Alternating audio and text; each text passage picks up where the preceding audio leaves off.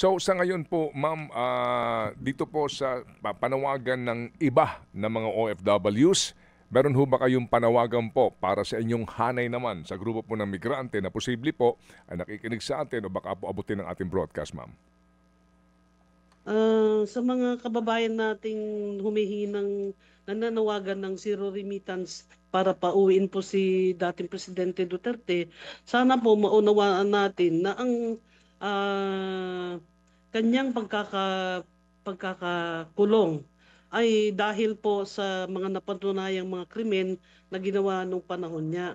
At sana po yung tunay na dahilan ng pagsasagawa ng Zero Remittance Day ay respetuhin, no? Hindi naman po tayo nagkakaiba ng dahilan kung bakit tayo lumuwas ng Pilipinas.